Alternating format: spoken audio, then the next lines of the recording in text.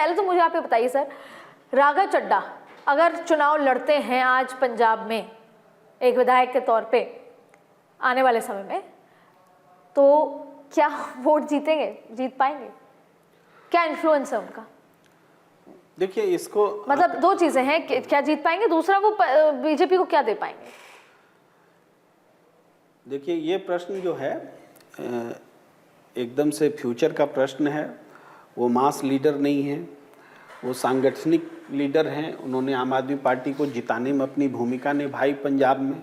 ये सब उनके संगठन लीडर उन्होंने भूमिका निभाई, उनकी अहमियत है। और इस अहमियत का इस्तेमाल बीजेपी करे तो बीजेपी को फायदा हो सकता है, लेकिन राघव चड्ढा को साबित करना अभी बाकी है जनता के बीच में।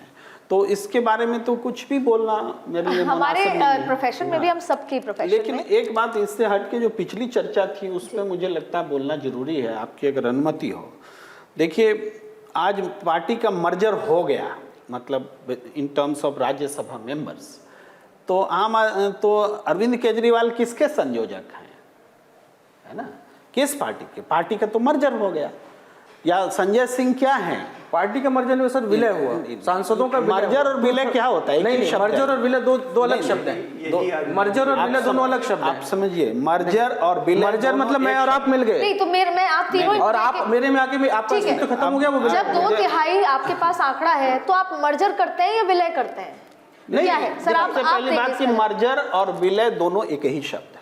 मैं डिफर करूंगा। नहीं, दोनों एक ही शब्द है। मर्ज करना और विलय करना, विलीन करना, बिल्कुल दोनों एक शब्द। तो फिर सर प्रेम सर ये सवाल क्यों उठा ही नहीं कि हम असली विलय का मतलब होता है समाहित। अब मैं आप में आके समाहित हो जाऊं तो ये समाहित हो गया, मैं आपके प्रेम में समाहित तो समाहित हो जाऊं, आपसे मिलूं ऐसे हाथ मिलाऊं, ये मर्जर हो गया। मर्जर और विलय में बड़ा शाब्दिक शायद टेक्निकली वो बता पाएंगे, शाब्दिक अंतर भी है। दोनों एक है। गंगा यमुना सरस्वती का मर्जर होगा, विलय होगा। नहीं, विलय अलग शब्द है। इसका जवाब मैं सर से ले लेती हूं। यमुना जी गंगा में आके विलय हो जाती है। मेरी बात अधूरी रह जाएगी, अब ले लीजिए। नहीं, पहले आप पूरा कर लीजिए फिर मैं। मेरे हिसाब से मर्ज करना, दो पार्टी मिल रही है ना? दो पार्टी जब मिलती है तो इसका मतलब तीसरी पार्टी का उदय होता है, या फिर इस पार्टी का नाम कैरी होगा या उस पार्टी का नाम कैरी होगा। इस केस में बीजेपी नाम कैरी हो रहा है। वही अंतर है। देखिए इन्होंने अपने बात का जवाब दे दिया कि अगर दो पार्टी का मर्जर होगा तो हो सकता है ये ऊपर हो या ये ऊपर हो, लेकिन विलय होगा, इसका विलय इसमें होगा तो इसी का मर्जर ये अंतर है। मर्जर की जो आपने अपनी बात का जवाब हमने एक बड़ा क्षेत्र छोड़ दिया है चर्चा में, वो है कि जितने भी राजनीतिक दल हैं उनका सीधे जो बात है संविधान में, क्या चुनाव आयोग भी संविधान के हिसाब से ही तो बना है, वहां पर हमें पंजीकृत किया जाता है राष्ट्रीय या क्षेत्रीय पार्टी के रूप में। वो इस मर्जर को कैसे देखता है, वहां पर हम एप्लीकेंट होते हैं कि हमने ये डिसीजन लिया है और हम मर्ज करने जा रहे हैं। हाँ। तो ये पूरी प्रक्रिया नील है। मैं बताऊं, मुझे जो समझ आया, मैंने महाराष्ट्र जब कवर किया, यहाँ पर तो इन्होंने अनाउंस ही कर दिया हम बीजेपी से विलय कर रहे हैं। वहां शिंदे जी ने ये अनाउंस नहीं किया हम बीजेपी से विलय कर रहे हैं, हम इस पार्टी से बस अलग हो रहे हैं और हमारे पास हम असली पार्टी हैं। हाँ, हम इस पार्टी, उनका विलय से लेना देना, उन्होंने पार्टी जैसे आज ये उन्होंने पार्टी तोड़कर उन्होंने कहा कि हम अलग हैं, हम असली पार्टी यूबीटी और उसमें इशू हुआ, फिर कोर्ट में चला के चिन्ह किसके पास जाए। उन्होंने विलय का जिक्र नहीं, उन्होंने उस बात को साबित किया कि सांगठनिक रूप से भी राज्यसभा में, लोकसभा में और विधानसभा में भी हमारा बहुमत है और सांगठनिक रूप से भी हमारा बहुमत है। ये बात उन्होंने चुनाव आयोग में साबित की। यही बात एनसीपी के मामले में, बस एक दो लाइन में, एनसीपी के मामले में जो गुट उनसे अलग हुआ शरद पवार से, उन्होंने पहले ही चिट्ठी लिख दी चुनाव आयोग को कि ये हमारा सांगठनिक डिसीजन है और हम ही असली पार्टी हैं। यही कारण है कि एनसीपी की सारी प्रॉपर्टी, दिल्ली का ऑफिस, सब कुछ चला गया उनके पास में। जो विक्षुब्ध खेमा था, जो अजित पवार जी थे, उनके अजित पवार जी के पास चला गया। पूरी दिल्ली के ऑफिस चली गई, पूरी प्रॉपर्टी चली गई। ये एक चीज पहले, लेकिन इस मामले में सांगठनिक कोई पहल नहीं हुई है। देखिए मैं कुछ कहना चाहूँगा इस बारे में। आप देखिए कि हमारे यहाँ रजिस्टर्ड पार्टीज होती हैं, जो भी पार्टीज हैं उनका रजिस्ट्रेशन मस्ट है जी। और इसीलिए जब भी चुनाव होते हैं तो चुनाव चिन्ह दिए जाते हैं, चुनाव चिन्ह दिए गए और उसी के बेसिस पे जितने उस पर्टिकुलर चुनाव चिन्ह के फॉलो करते हुए उस चुनाव चिन्ह के आधार पे जो इलेक्शन लड़े और फिर नियुक्त हुए, इलेक्ट हुए, नियुक्त नहीं हुए, इलेक्ट हुए, फाइनली वो फिर उस पार्टी का एमएलए एमपी कहा जाता है। जब मर्जर होगा, मर्जर होने के लिए दो बॉडीज, दो recognised bodies, for example A party B party, उन दोनों का विलय हो और वो एक नाम से जाना जाए। दो, जैसे अभी सर ने बताया कि दो नदियां ऐसे आई और यहां से फिर एक बन के चली गई, तो उन दो पार्टियों का जो रजिस्टर्ड बॉडी हैं, जिनको कॉन्स्टिट्यूशन ऑफ इंडिया और इलेक्शन कमीशन ऑफ इंडिया जिनको रिकॉग्नाइज करता है as two different entities, they come together, follow the same path, they become the that is the merger. लेकिन आप विलय की जब बात करें, विलय का मतलब अब आप उसमें आपका एक तरह से जो जैसे मर्जर और उसमें डिफरेंस ये हो कि आपकी विचारधाराएं वहां पर मिल सकती हैं, लेकिन आप उस एंटिटी को पूरी की पूरी बॉडी को उसमें मर्ज ना करें। फॉर एग्जांपल जैसे इस पर्टिकुलर केस में 10 में से 7 मेंबर ऑफ पार्लियामेंट बीजेपी की जो विचारधारा थे उनसे सहमत हुए, उसके साथ आए और चल पड़े। लेकिन अभी भी आम आदमी पार्टी जिसके झंडे से, जिसके नाम से वो बने थे, वो अभी भी वही है। अच्छा सर, एक और मैं बात समझना चाहती हूँ, ये तो हमारी जनता ने समझ लिया कि संदीप पाठक वो व्यक्ति थे जिन्होंने 2020 में अरविंद केजरीवाल को दिल्ली का चुनाव जिताया, जब बहुत ही दिक्कत थी। 2022 में जिताया। उसके अलावा गुजरात में 14% वोट दिलाया। उसके अलावा पंजाब में संगठन खड़ा करके पंजाब में ये कर रहे थे, वो बड़ी जिम्मेदारी उनको दी हुई थी।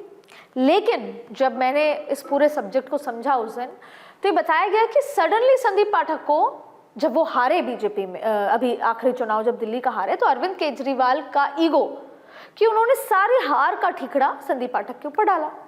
संदीप पाठक ने बताया कि मेरे ये पॉइंट्स में लगातार कह रहा हूँ, ये गलत हम कर रहे थे, आप लोग माने नहीं, इसलिए वजह से हम हारे। और यहाँ पे शुरू हुई क्लैश, क्योंकि अरविंद केजरीवाल सिर्फ बोलते हैं, सुनना नहीं चाहते। तब से क्राइसिस दोनों के बीच में चल रहा था।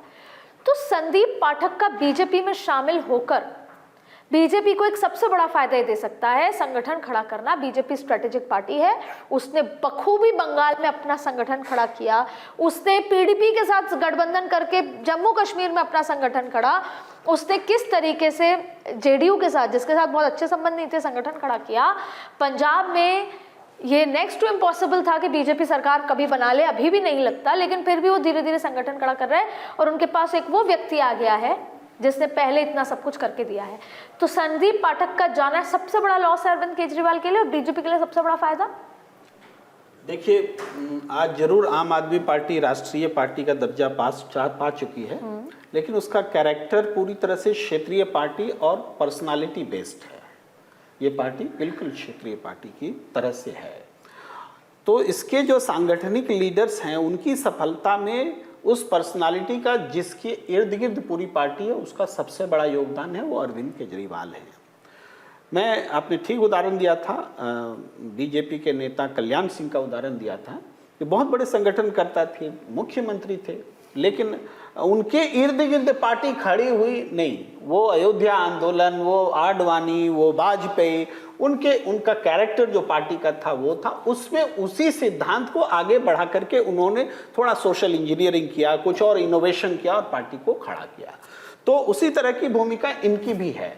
लेकिन आम आदमी पार्टी के कैरेक्टर से अचानक से बाहर होके आप ऐसी पार्टी में जाते हैं जिनसे लड़ करके आप अपने आप को खड़ा कर रहे थे, तो आपका कैरेक्टर लॉस होता है। आप इसको हम पलट के भी बोले, आज अमित शाह जी बीजेपी के बहुत बड़े ऑर्गेनाइजर हैं, लेकिन किसी दूसरी पार्टी में जाके वो सक्सेसफुल होंगे, ये बड़ा सवाल है। नहीं सफल, लेकिन सर, ये मेरा आकलन है, होंगे या नहीं होंगे, नहीं। लेकिन प्रॉब्लम क्या है कि ये शायद मुझे लगता है हमारे लिए बहुत बड़ी गलती होगी। मैं एक बहुत क्विकली एक एग्जांपल देना चाहती हूँ। हम चारों अलग अलग प्रोफेशन में हैं। हम पहले, दूसरे, तीसरे, चौथे साल में ये सोचें कि मेरे को मैनेजमेंट की टॉप पोजीशन पे दे दिया जाए, ऐसा नहीं होता। एक्सपीरियंस, और खास तौर पे पॉलिटिक्स में, आज मैं जब तक 20 साल पत्रकारिता के, जब तक प्रोफेशन में नहीं रह लूँ और वो भी 100% तन्मयता से सीखूँ नहीं, तब तक मेरे उसका कोई वैल्यू नहीं होगी। आपने इतने साल वकालत में इतना बड़ा प्रोफेशन लिया, तो आज आपकी बात को लोग सुनने आएंगे। आजकल क्या हो गया, इन कैश 2 साल हो गए मुझे, 3 साल हो गए मुझे, फाउंडिंग मेंबर था मैं। अरे आम आदमी पार्टी की आज की तारीख में हैसियत नहीं है ना, राजनीतिक पार्टी कैसी है, बिखरी हुई है, सबको चाहिए इमीडिएट ट्रांजैक्शन, जो राघव चड्ढा है। लेकिन वजह क्या है? अरविंद केजरीवाल की ईगो इश्यूज, मैं और मैं। स्वाति मालीवाल को सिर्फ इसलिए नाराज थे कि वो जेल में थे और वो 20 दिन यूएस चली गई और वो स्वाति मालीवाल से मिले नहीं। और इसमें 1% झूठ इसलिए नहीं है क्योंकि मैंने खुद स्वाति माल समझा इस बात को। क्यों? इसलिए आप, क्योंकि वो घर में जबरदस्ती घुसाई बात करने के लिए, तो आप धक्का देके निकलवा देंगे। तो प्रॉब्लम ये है कि अरविंद केजरीवाल का कंपैरिजन अगर कल्याण सिंह जी से किया जाएगा तो ये बहुत बड़ा, कल्याण सिंह जी और पुराने नेता वो थे जो कि विचारधारा को आगे ले जाके कहते थे ठीक है, वो ये नहीं कहते थे कि मैं पार्टी हूं, मैं ये हूं, मैं वो। आनंद पाठक जी से कंपैरिजन हो रहा था। हाँ, एक बात है कि पुराने नेताओं की बात इन आज के नए नेताओं से इसलिए नहीं की जा सकती, वो विचारधारा को अपनी रीढ़ की हड्डी, अपने जीवन मानते थे। कंपैरिजन नहीं है। देखिए, जब व्यक्ति विशेष को ये लगता है कि मैं पार्टी से बड़ा हो गया हूँ, अरविंद केजरीवाल को लगा, अरविंद केजरीवाल को भी लगता है, इस समय राघव चड्ढा को लग रहा होगा, पाठक जी को लग रहा होगा कि मैं जो है, शायद मैंने पंजाब में पार्टी खड़ी करी, मैंने दिल्ली में चुनाव जितवाया, मैंने ये किया, मैंने, जब ये भावना आपके अंदर आ जाती है किसी भी व्यक्ति में, तब आपका पतन शुरू हो जाता है।